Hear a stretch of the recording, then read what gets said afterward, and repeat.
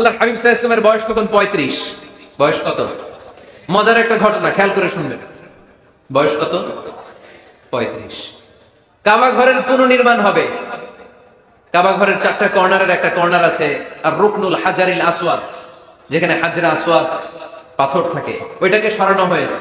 এখন কাবা ঘরের নির্মাণ শেষ, ওই হাজরা আসওয়াদ পাথর নিয়ে এটার কর্নারের মধ্যে সেট করা হবে। কিন্তু কে রাখবে? কারণ হাজরা আসওয়াদ তো যেন তেন পাথর নয়, জান্নাতি পাথর। কিয়ামতের দিন এই পাথরের ভেতরে আল্লাহ একটা জিহ্বা দিবে, 2টা চোখ দিবে। এই পাথর বলবে, আল্লাহ এই লোকগুলো আমারে চুমু দিয়েছিল, এর উসিলায় আজকে তুমি তার জান্নাতে ঢুকায় দাও। তো এটা অনেক সম্মানিত পাথর, এই পাথরকে বহন করাটাও সম্মানিত। 4 দলের মক্কার 4 নেতা বলে এই সম্মান আমরা হাতছাড়া করতে চাই না, কেউ এই পাথরে হাত দিতে পারবে না। এক নেতা কয় আমি নিব, আমি নিয়ে এটা কাবা ঘরে রাখবো। দ্বিতীয় নেতা বলে না, এই পাথর আমি অন্য কাউরে দেব না, এটা অনেক সম্মানের, অনেক প্রেস্টিজিয়াস ইস্যু, আমি এই পাথরটা হাতে নিয়ে কাবা ঘরে রাখবো। তৃতীয় নেতা বলে না, রক্তের গঙ্গা বইয়ে দেব, কিন্তু এই পাথর কাউরে দেব না। চতুর্থ নেতা বলে না, আমি নেব। কিলাকিলি আছে না নাই?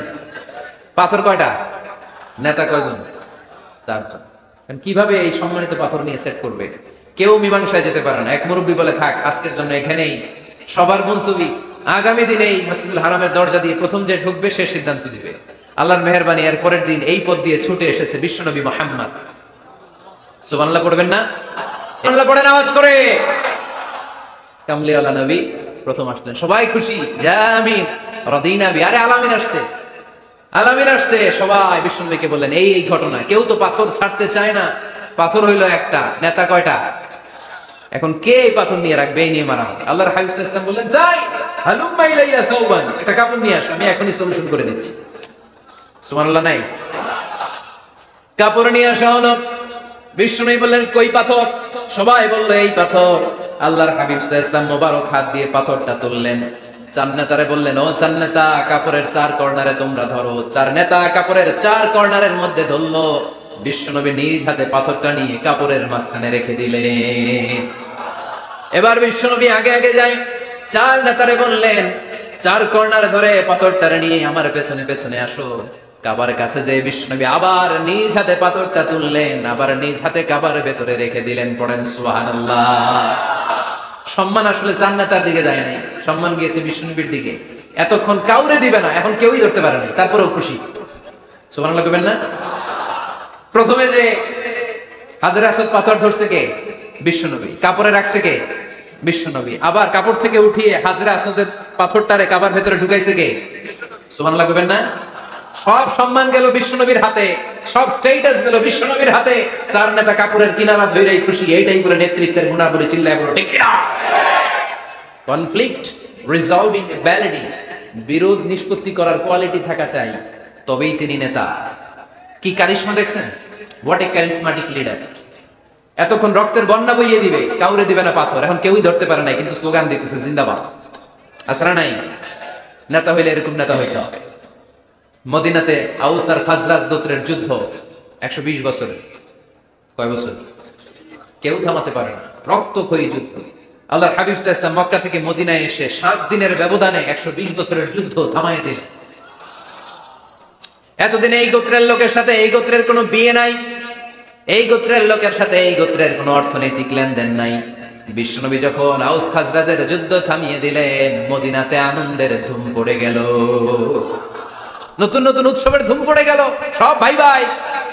নেতা হইলে এরকম নেতা হইতে হবে, কোনো মারামারি থাকতে পারবে না সমাজে। চিল্লা এখন ঠিক কিনা? নেতা আসলেই সমাধান, নেতা আসলেই। সহিহ বুখারীতে একটা কিতাব আছে, কিতাবুস সুলহ, মীমাংসার অধ্যায়। একটা বাব আছে, বাবু কওলিল ইমামি লি আসহাবিহি ইযহাবু বিনা নুসলিহ বাইনাহুম। ইমাম সাহেবের এই কথা যে আমাদেরকে নিয়ে চলো, আমরা মিলাই দেব, এটা আল্লাহ রাসূল সাল্লাল্লাহু আলাইহি ওয়াসাল্লামের একটা বিখ্যাত ডায়ালগ। ডায়ালগটা কি? খেয়াল করে শুনেন। যুদ্ধ, মারামারি আর ঝগড়া শুনলেই আল্লাহ রাসূল সাল্লাল্লাহু আলাইহি ওয়াসাল্লাম বলতেন, ইযহাবু বিনা নুসলিহ বাইনাহুম। আরে আমরা আছি, আমগরে নিয়ে যাও না, আমরা মিলাই দেব। সুবহানাল্লাহ পড়েন। মারামারি দেখলে বিশ্বনবী মিলাই দিতেন। আল্লাহর হাবিব সাল্লাল্লাহু আলাইহি ওয়াসাল্লাম বলতেন, আলা উখবিরুকুম বিআফদালি দারাজাতিন মিনাস সালাতি ওয়াস সিয়ামি ওয়ান নুসুক। রোজা, নামাজ, সালাতের চেয়ে বড় একটা সওয়াবের কাজ আছে, ওইটা কি আমি তোমাদের বলবো না? সাহাবারা বললেন, সেটা আবার কি? বিশ্বনবী বললেন, ইসলাহু যাতিল বাইন। দুইজন ঝগড়া করতেছে, তুমি ঝগড়া না লাগায় দিয়ে মিলাই দিবা, এর চেয়ে ভালো কাজ হয় না। জোরে কোন ঠিক কিনা? সবচেয়ে শ্রেষ্ঠ কাজ। নোয়াখালীতে আগুন লাগলে আপনারা কি দিয়ে নিবা? কি দিতে হয়? পানি। অনেক ওই জায়গায় তেল ডাল। জ্বলতেছে কি? আগুন। আগুন নিবানোর জন্য ঢালবেন কি? অনেকে ঢালে কি? তেল। আহা না, আপনি থামায় দিবেন, মিলাই দিবেন। আপনার জন্য ভালো জিনিস মিলাই দিবে কে?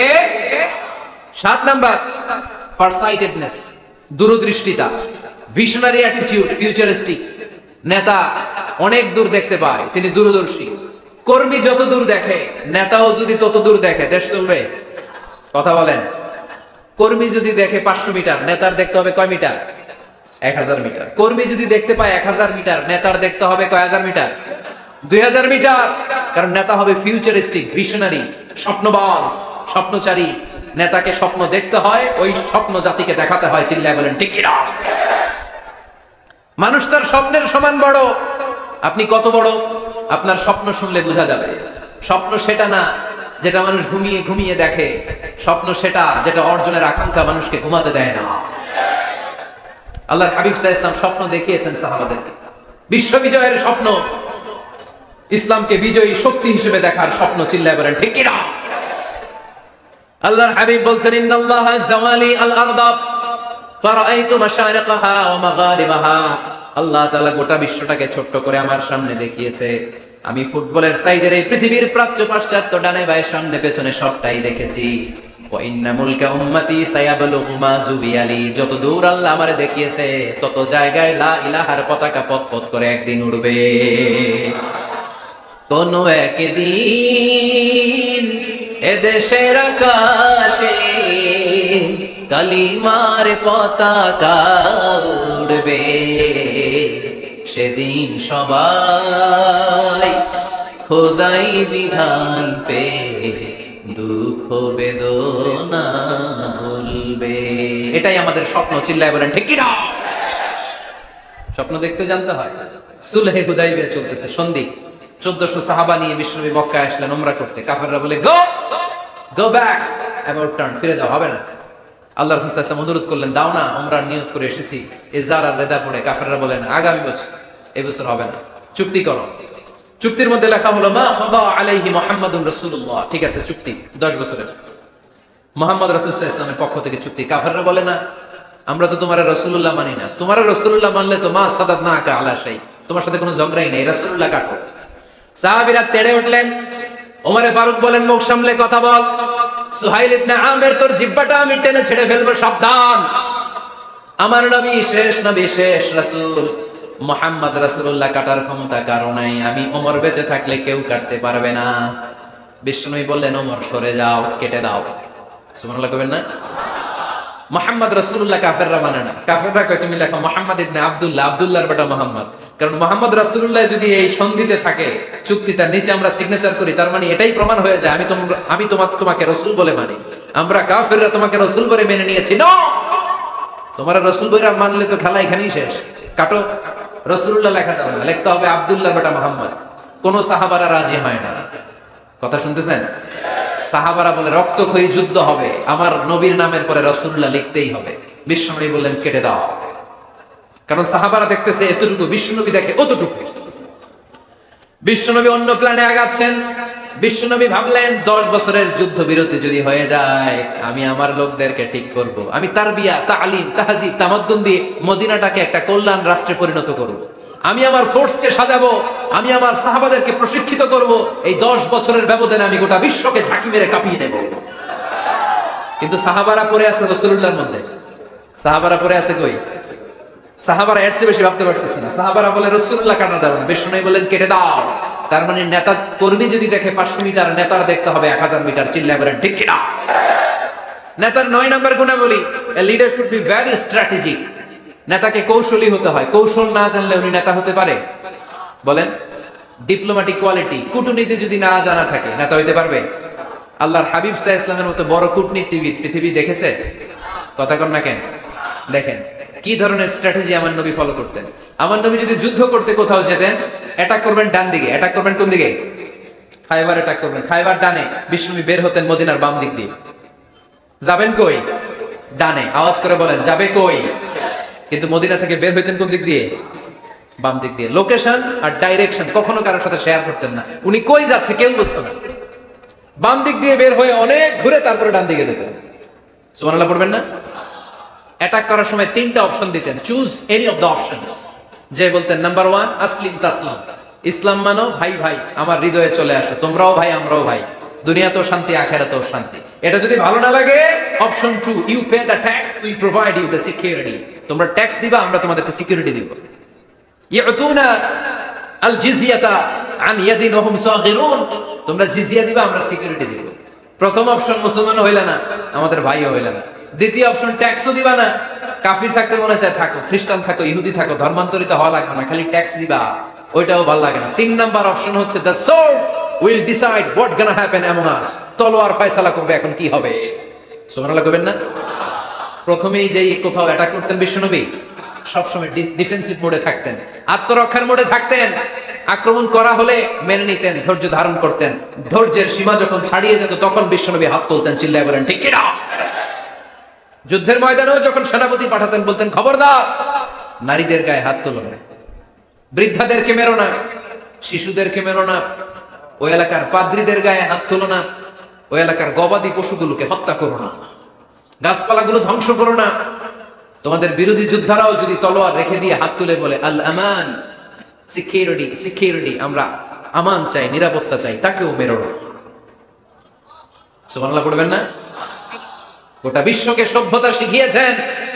মক্কা বিজয়ের পরে গণধর্ষণ করেন নাই, গ্রামকে গ্রাম তিনি জ্বালিয়ে দেন নাই, হাজার হাজার লক্ষ লক্ষ শত্রুকে এক বাক্য দিয়ে ক্ষমার ঘোষণা দিয়েছেন, চিল্লায় বলেন ঠিক কিনা। As a father, as a teacher, as a commander, as a leader, as a lawgiver, as a lawmaker, as a reformer of the society, Muhammad is the superman of the world. আওয়াজ করে পড়তে হবে আল্লাহু আকবার। কূটনীতি কারে বলে, diplomacy কারে বলে, স্ট্র্যাটেজিক অ্যাটিটিউড কারে বলে শিখে নেন। বদরের প্রান্তরে বিষ্ণু ইসলাম উপস্থিত হলেন, ওই যে কাফেরদের তাবু, কাফেররা আসছে 3 দিন আগে, মুসলিম সৈনিকরা পৌঁছলেন 3য় দিন। এসে বিষ্ণু ইসলাম সবাইকে বললেন কত হতে পারে কাফের, কেউ বলতে পারে না। 2 জন রাখাল পেয়ে জিজ্ঞেস করলে এই রাখাল কয়দিন ধরে আছো? আমরা 1 সপ্তাহ ধরে বদরে আছি। শুনতেছেন? শুনতেছেন? উনি বললেন ওই যে কাফেররা যে আসছে কয়দিন আগে, কয় 3 দিন আগে। 3 দিন আগে। কত হবে সংখ্যা? কলু কাসীর, অনেক। কত হইতে পারে? রাখাল 2টা কয় জানি না। আল্লাহ রাসূল সাল্লাল্লাহু আলাইহি ওয়াসাল্লাম চিন্তায় পড়ে গেলেন, কারণ ওনার যুদ্ধে অ্যাটাকের সিস্টেম ছিল শত্রু সংখ্যা কত এটা আমাকে জেনে নিতে হবে। সুবহানাল্লাহ পড়বেন না? অনেক কৌশল হাতড়িয়ে এবার বিশ্বনবী আবার রাখাল 2টাকে ডেকে পাঠালেন, বললেন কাম ইয়ানহারুনা কুল্লা ইয়াউম, ওরা আসার পর থেকে প্রতিদিন খাওয়ার জন্য কয়টা করে উট জবাই করে? এবার ওরা বলল প্রথম দিনে ইয়াউমান তিসআন, প্রথম দিন খাওয়ার জন্য উট জবাই করেছে 9টা। ওয়াফিল ইয়াউমি সানি 10, আর দ্বিতীয় দিনে উট জবাই করেছে 10টা। বিষ্ণু বললেন তাই ইদান আল কওমু মা বাইনা 900 ওয়াল 1000, তাহলে কাফেররা 900 থেকে 1000 এর মধ্যে হবে। কত ছিল কাফেরের সংখ্যা? বদরের যুদ্ধে কাফেরের সংখ্যা ছিল কত? 1000। কিভাবে নমুনা দেখে আলামত সংগ্রহ করতেন? ওরা কয়টা উট জবাই করেছে 2 দিনে? প্রথম দিন 9টা, দ্বিতীয় দিন 10টা। বিশ্বনবী হিসাব মিলাই ফেললেন যোগ বিয়োগ দিয়ে, কাফেরের সংখ্যা 900 থেকে 1000 এর মধ্যে হবে। হিসাব করে দেখা গেল 1000 সৈনিক এসেছিল সেই বদরের যুদ্ধে। চিল্লায় বলো আল্লাহু আকবার। স্ট্র্যাটেজি জানতে হয় না, তাকে কৌশল জানতে হয়। সর্বশেষ নেতার যে গুণ, এটা বলে শেষ করব, সাকসেশন ম্যানেজমেন্ট। নেতা ভালো নেতা বানায় যা, ঠিক কিনা? A good leader produces a good leader. একজন ভালো নেতা তখনই ভালো নেতা যখন সে নতুন করে ভালো নেতা তৈরি করে দিয়ে যায়, ঠিক কিনা? সে যদি নতুন নেতৃত্ব তৈরি করে দিয়ে না যায় সমাজ চলবে? চলবে? এটাকে বলে দি সাকসেশন ম্যানেজমেন্ট। আল্লাহ রাসূল সাল্লাল্লাহু আলাইহি ওয়াসাল্লাম ভালো সাকসেসর রেখে গিয়েছিলেন, এমন কিছু যোগ্য নেতৃত্ব তৈরি করে গিয়েছিলেন, উনার পরে টানা 30 বছর নেতৃত্ব নিয়ে মুসলিম উম্মাহকে 1 সেকেন্ডও ভাবা লাগে না। চিল্লায় বল মুসলমান ঠিক কিনা? ভালো নেতা ভালো নেতা বানায়। নেতা খালি নেতৃত্ব দেয়, উনি কোনো নেতা বানায় নাই। এটা কি নেতা? কথা বলেন। এবার উত্তর দেন। আমার নবী ইন্তেকালের আগেই যোগ্য নেতৃত্ব তৈরি করে রেখে গিয়েছিলেন কি জান নাই? কাকে রেখে গেছেন? আবু বকর। আরহাম উম্মতি বি উম্মতি আবু বকর, এই উম্মতের সবচেয়ে রহমদিল। আর কারে রেখে গিয়েছেন? ওমর আশাদ্দুহুম ফি আমরিল্লাহি ওমর, আল্লাহর জমিনে আল্লাহর দ্বীন বাস্তবায়নে সবচেয়ে কঠোর ছিল ওমর। ওনার ক্যারেক্টারিস্টিক এমন ছিল, কথার আগে হাত চলতো, জোরে কোন ঠিক কিনা? আল্লাহর হাবিব সাল্লাল্লাহু আলাইহি ওয়াসাল্লাম বলতেন, লা নাবিয়্যা বা'দি ওয়ালা রাসূলা, আমার পরে নবীও নাই রাসূলও নাই, তবে লাউ কানা বা'দি লাকানা ওমর, আমার পরে যদি নবী হওয়ার যোগ্যতা কারো থাকে আমার ওমরের সেই যোগ্যতা আছে। প্রভু তুমি বলেছো রাসূল দেবে না, বলনি দেবে না ওমর, বলনি দেবে না হামজা তারি, খালিদ বিজয় সমর। প্রভু তুমি বলেছো রাসূল দেবে না, বলনি দেবে না ওমর, বলনি দেবে না হামজা তারি, খালিদ বিজয় সমর। প্রভু তুমি বলেছো রাসূল দেবে না। সুবহানাল্লাহ পড়েন।